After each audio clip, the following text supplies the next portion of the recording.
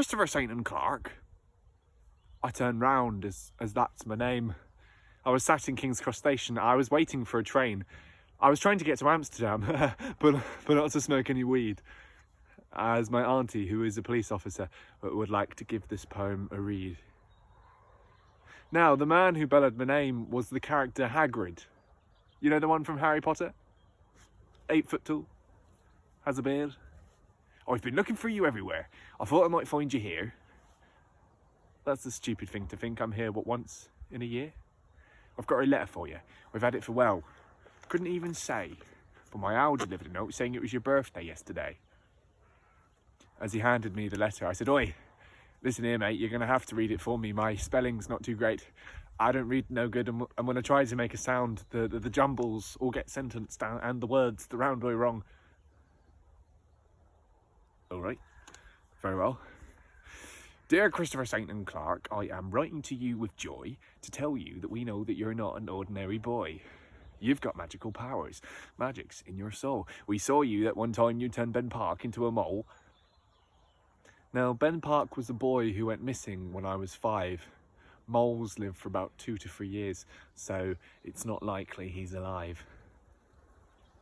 We cordially invite you to join us at Hogwarts, where you'll learn to cast spells and control your magic thoughts. You'll need to buy a robe, wand, broomstick, and an owl. You can get these in Diagon Alley. I'm going to show you how. As he was reading me the letter, I couldn't believe my eyes. I felt like I'd won everything, every single goddamn prize. Ever since I'd first seen Hogwarts on that Odeon IMAX screen, I had wanted to escape and live there. The thought plagued my every dream, and here he was. The man who would take me far away. I shut up my busy mind and I listened to what he had to say. I'm trusting in our Hagrid to deliver this letter when you come of age and can join our class of 2010.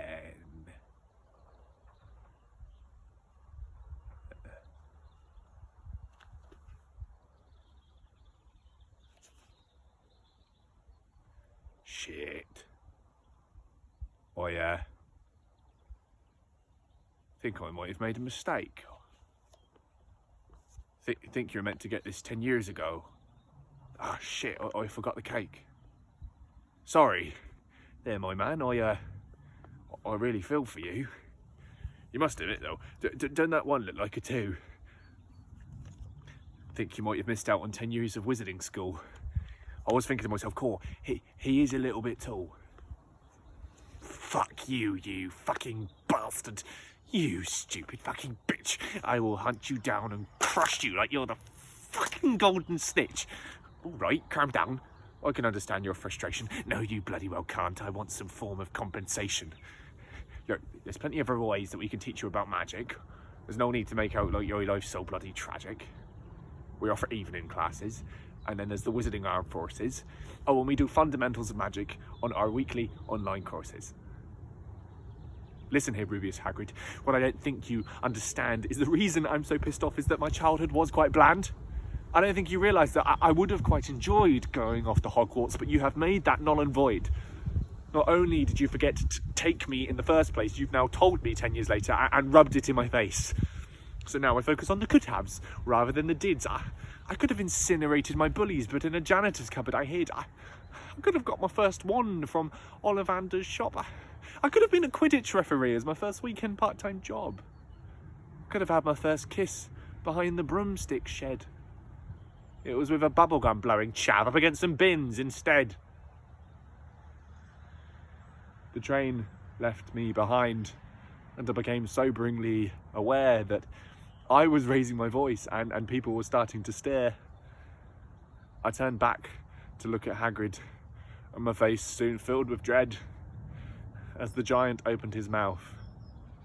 This is what he said.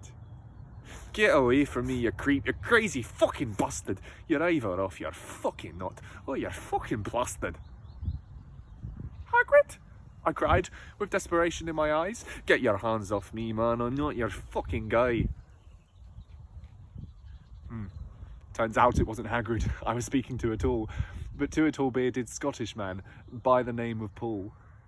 Security, I beg you, please take away this man. He's talking to me about wands, Hagrid and Azkaban.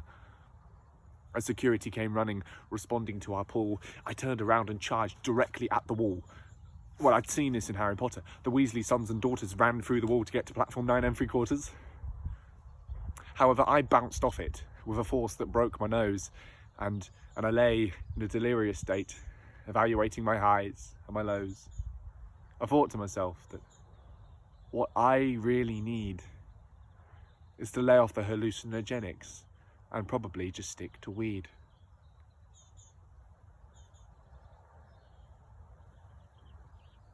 This isn't King's Cross Station. Where the fuck am I?